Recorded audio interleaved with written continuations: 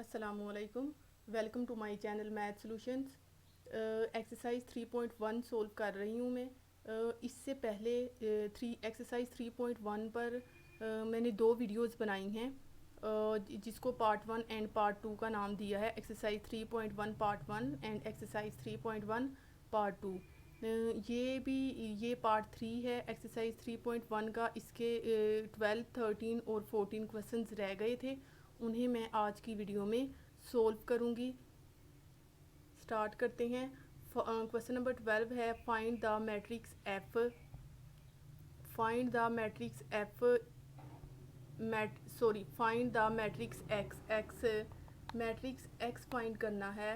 If x into, next दिया है matrix दिया है is equal to this matrix. हमें ये इक्वेशन दी है, इस तरह का कोई एक्सप्रेशन नज़र आ रहा है। हमने x फाइंड करना है। इसके सॉल्यूशन में क्या करना है कि हम लेट कर लेंगे, ये हमारे पास a है। इस मैट्रिक्स को लेट करेंगे कि ये हमारे पास a है। इसको लेट कर लिया यहाँ पे, let a is equal to this matrix. ये मैट्रिक्स हमारे पास, इस मैट्रिक्स को हमने लेट किया। अब हमें नेक्स्ट क्वेश्चन में चल के हमें ए इन्वर्स की ज़रूरत पड़ेगी। यहाँ पे हमने मैट्रिक्स को लेट किया है कि ये ए के इक्वल है, और इसी ए मैट्रिक्स का ए इन्वर्स फाइंड करते हैं।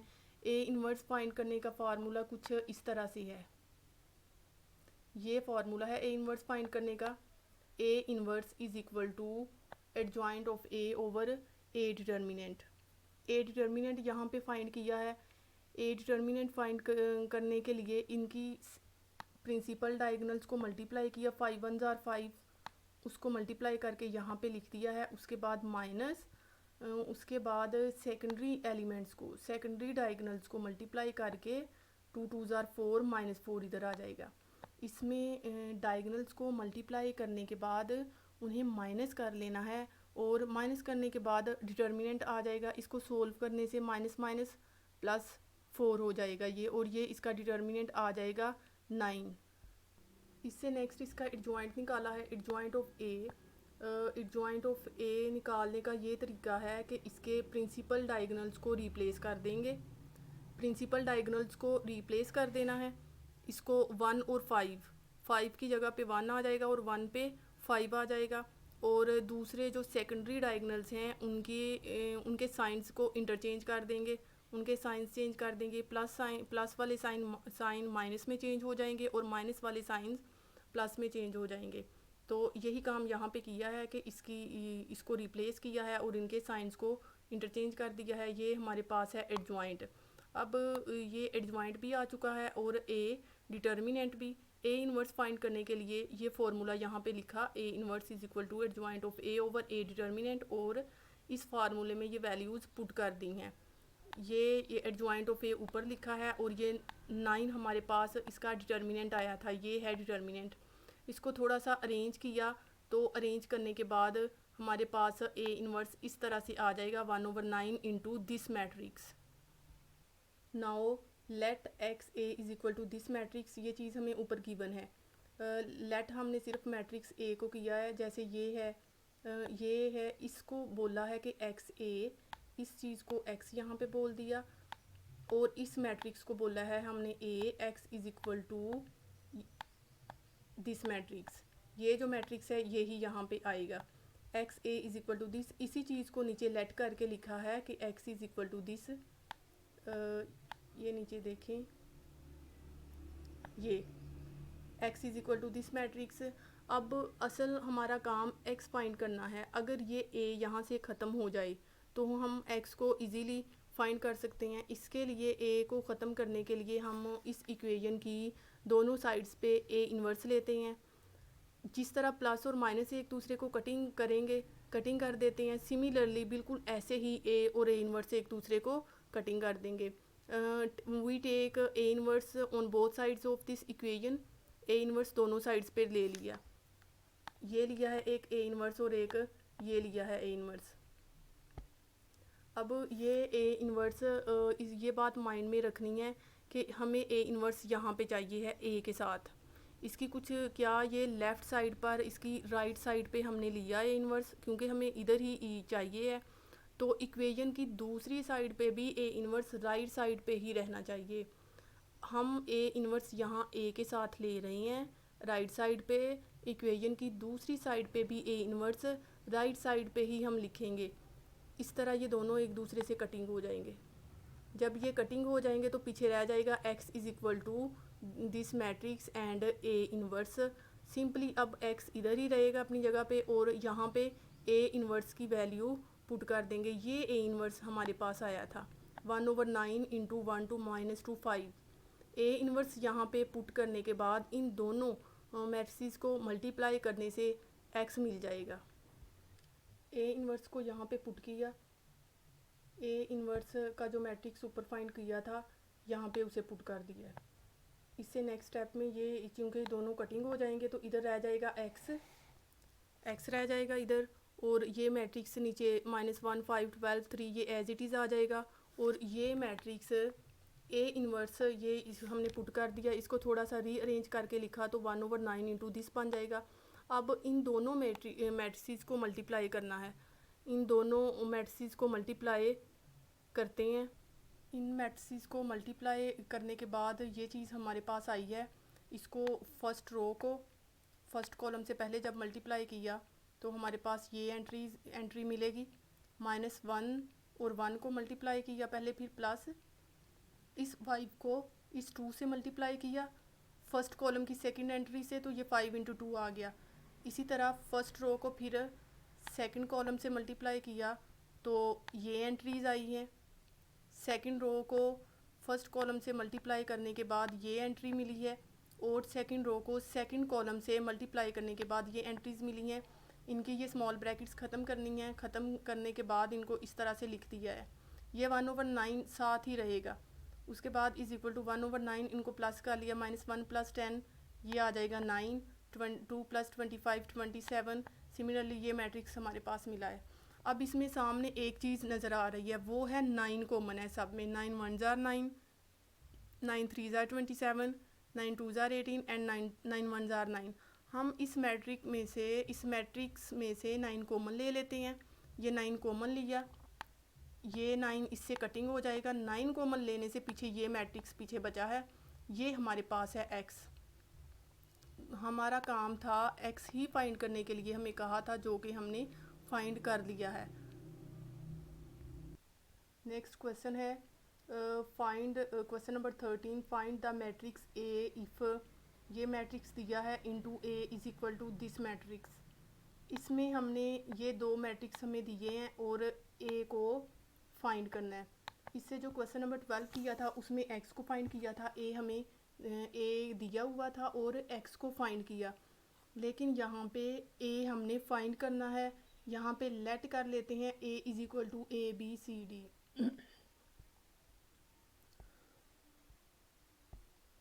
टू ऑर्डर का छोटा सा एक मैट्रिक्स हमने सिलेक्ट किया, ये छोटे से छोटा मैट्रिक्स सिलेक्ट किया है। इसको यहाँ पे इसी इक्वेशन में पुट कर देना है। इस इक्वेशन में पुट करेंगे जब ये वाला मैट्रिक्स एज इट इज़ इधर आ जाएगा, लेकिन ए मैट्रिक्स पे हम ए बी और सी डी ये एंट्रीज इसकी पुट करेंगे। A B C D is equal to this matrix, यही वाला मैट्रिक्स इधर आ गया है। बस इसी इक्वेशन में ए की वैल्यू पुट कर दी है। इसको अब मल्टीप्लाई करेंगे, लेफ़्ट हैंड साइड को मल्टीप्लाई करना है। इनको मल्टीप्लाई करने से मैट्रिक्स को मल्टीप्लाई करने से इस तरह से मिला है एक मैट्रिक्स। इसमें फ़र्स्ट रो को मल्टीप्लाई किया फर्स्ट कॉलम के साथ, ये एंट्रीज़ मिलेंगी। उसके बाद उसके बाद फर्स्ट रो को मल्टीप्लाई किया सेकंड कॉलम के साथ, तो ये वाली एंट्रीज़ आई हैं। उसके बाद सेकंड रो को मल्टीप्लाई किया फर्स्ट कॉलम के साथ, तो ये एंट्रीज़ आ जाएंगी। उसके बाद सेकंड रो को सेकंड कॉलम से मल्टीप्लाई करने पे ये एंट्रीज़ मिली हैं। उसके बाद थर्ड रो को फर्स्ट कॉलम से मल्टीप्लाई किया, ये मिल जाएगा। और फिर थर्ड रो को सेकंड कॉलम से मल्टीप्लाई करने से ये एंट्रीज़ मिली हैं और इज़ इक्वल टू दिस ये मैट्रिक्स एज इट इज़ ही लिख दिया है यहाँ पे। इससे नेक्स्ट स्टेप में इन ब्रैकेट्स को सोल्व करना है, इन ब्रैकेट्स को ख़त्म कर देना है। 5a माइनस सी ये हो जाएगा, और ये हो जाएंगी ये एंट्री हो जाएगी 5b plus minus minus T, 5b minus T, 0 plus 0, और ये एंट्रीज़ भी 0 प्लस 0 यहाँ पे हो जाएंगी। उसके बाद इनको मल्टीप्लाई किया, 3a प्लस सी वन जार सी यहाँ पे आ जाएगा, इसी तरह 3b प्लस डी यहाँ पे आ जाएगा। और इन एंट्रीज़ इस मैट्रिक्स को एज इट इज़ ही लिख देना है। यहाँ पे इनको ब्रैकेट्स ख़त्म करने के बाद इसको हमने लिख लिया, इनकी कोरस्पोंडिंग एंट्रीज़ को। ये 5a माइनस सी की कोरस्पोंडिंग एंट्री बनेगी ये 3, इसको इसके इक्वल लिख लिया, क्योंकि ये यहाँ पे हम असल में हम यहाँ पे यूज़ कर रहे हैं equality of matrices, definition use कर रहे हैं इक्वालिटी ऑफ मैट्रिसेस, यानी कि ऐसे मैट्रिसेस जिनके ऑर्डर भी सेम हों। जैसे इन दोनों का ऑर्डर सेम है, 3x2 है इस मैट्रिक्स का ऑर्डर, और इस मैट्रिक्स का भी ऑर्डर 3x2 है, और इनकी कोरस्पोंडिंग एलिमेंट्स भी सेम हैं, तो ये इक्वल मैट्रिसेस हैं दोनों, इसलिए इनको अब इक्वल रख रहे हैं हम। इस एंट्री को इस एंट्री के इक्वल रखा, उसके बाद इसको इक्वेशन नंबर 1 का नाम दे दिया। उसके बाद इधर आ जाए दोबारा से 5b माइनस टी, इसको -7 के इक्वल रखा, और इसे -7 के इक्वल रखा, और इसे इक्वेशन नंबर 2 का नाम दे दिया। उसके बाद ये एलिमेंट्स 0 0 हैं, इनको इग्नोर कर दें। 3a प्लस सी की कोरस्पोंडिंग एंट्री ये 7 बन रही है, इसे इक्वेशन नंबर 3 का नाम दिया। उसके बाद 3b प्लस डी की कोरस्पोंडिंग एंट्री ये 2 बन रही है, इसे इक्वेशन नंबर 4 का नाम दिया। अब इन इक्वेशंस को प्लस माइनस करने से a b c d की वैल्यूज़ निकालनी है by adding equation 1 and 2 3 1 and equation 3 को ऐड करने से ये सी एक दूसरे से कटिंग हो जाएंगे। पीछे रह जाएगा 5 प्लस 3 8 इज़ इक्वल टू 10 ए इधर ही रह जाएगा, और 8 इधर आके डिवाइड हो जाएगा, 10/8 आ गया। इसकी कटिंग कर दें, ये हो जाएगा 2 5 ज़ार 10, और ये 8 2 4 ज़ार 8, ए हमारे पास आ गया 5/4। अब इस ए की वैल्यू को इक्वेशन 1 में पुट करने से सी फाइंड करना है। इसको सी फाइंड कर देते हैं। ये इक्वेशन ए की वैल्यू ये आई है 5/4, इसको इक्वेशन 3 में पुट किया तो कुछ इस तरह टाइप की इक्वेशन बन जाएगी। इसको सोल्व कर लेना है। 5 3 ज़ार 15/4 plus C is equal to 7। 15/4 equation की दूसरी साइड पे जाके माइनस हो जाएंगे। इसको सिंपली आगे इनका एलसीएम लिया, यहाँ पे 7 माइनस 15/4, इसका एलसीएम लेने से हमारे पास ये सी आ गया। ए ऊपर फाइंड किया था और उसी ए को यूज़ करते हुए सी निकाल लिया। इसी तरह अब इक्वेशन 2 एंड 4 को सोल्व करना है। इसमें भी इक्वेशन 2 एंड 4 को ऐड करना है by adding equation 2 and 4। Add अगर करेंगे तो ये दोनों कटिंग हो जाएंगी। इन्हें ऐड करने के बाद ही ये हमारे पास ये चीज़ मिलती है। इनको भी ऐड किया था।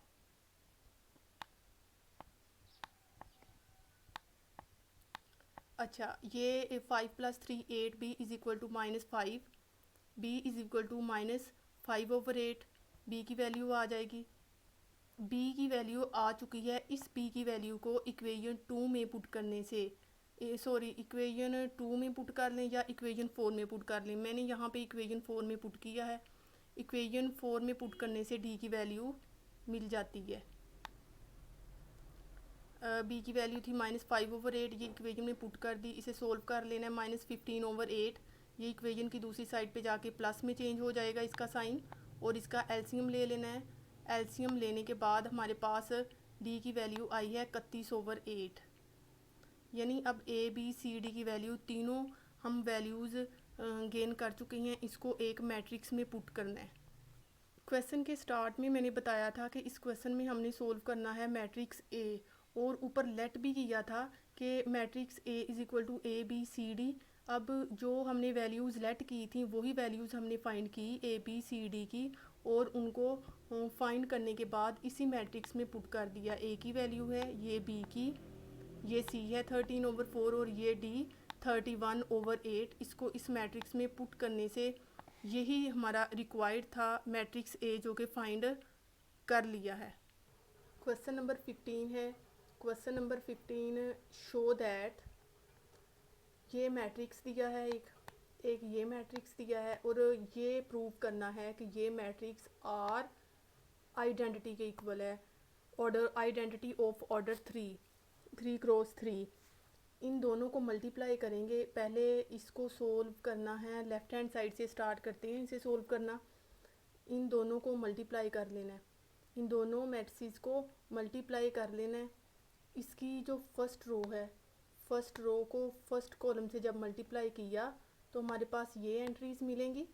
फिर उसके बाद फर्स्ट रो को सेकंड कॉलम से मल्टीप्लाई किया तो ये एंट्रीज़ मिली हैं। उसके बाद फर्स्ट रो को थर्ड कॉलम से मल्टीप्लाई किया तो कुछ इस तरह की एंट्रीज़ मिली हैं। उसके बाद सेकंड रो को बारी बारी first column, second column, third column से मल्टीप्लाई करके उनकी एंट्रीज़ को यहाँ पे लिख देना है। सिमिलरली थर्ड रो को मल्टीप्लाई करना है फर्स्ट कॉलम के साथ, सेकंड कॉलम के साथ और थर्ड कॉलम के साथ, और कुछ ये एंट्रीज़ यहाँ पे बन जाएंगी। अब इनको सोल्व कर लेना है।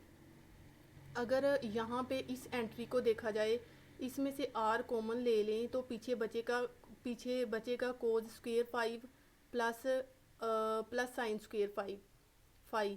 अगर r कॉमन ले लें तो पीछे बचेगा कोज स्क्वेयर 5 प्लस साइन स्क्वेयर 5 जो कि 1 के इक्वल होता है। ट्रिग्नोमेट्री में ये बात बताई हुई है कि cos square 5 plus sine square 5 is equal to 1। ये 0 हो जाएगा और इसमें r कोज 5 साइन 5, ये प्लस में है, ये माइनस में, ये कटिंग हो के पीछे ज़ीरो रह जाएगा। इसी तरह इन सब, ये ऑलरेडी 0 0 हैं, r कोस 5 साइन 5 और ये माइनस r कोस 5 साइन 5, ये भी आपस में कटिंग हो के ज़ीरो देंगे, ये एंट्री भी ज़ीरो मिलेगी।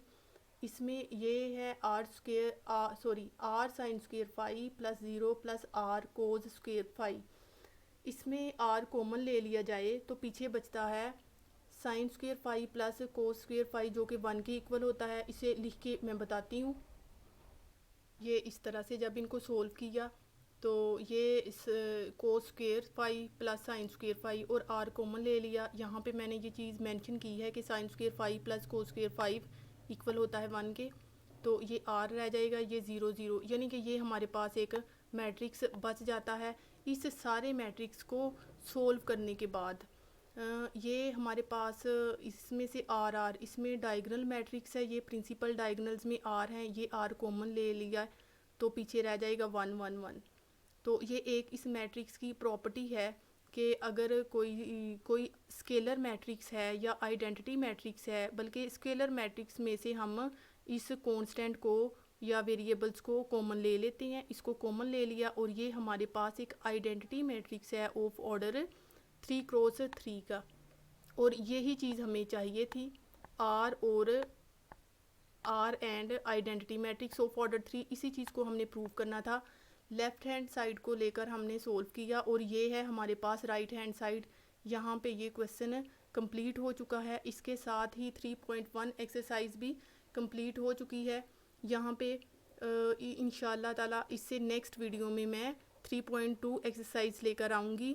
अगर आपको मेरी वीडियो पसंद आई है, मेरा समझाए हुए क्वेश्चन या टॉपिक समझ आई है, पसंद आए हैं, तो चैनल को सब्सक्राइब करना और नोटिफिकेशन का आइकन प्रेस करना मत भूलिएगा। अल्लाह हाफिज़।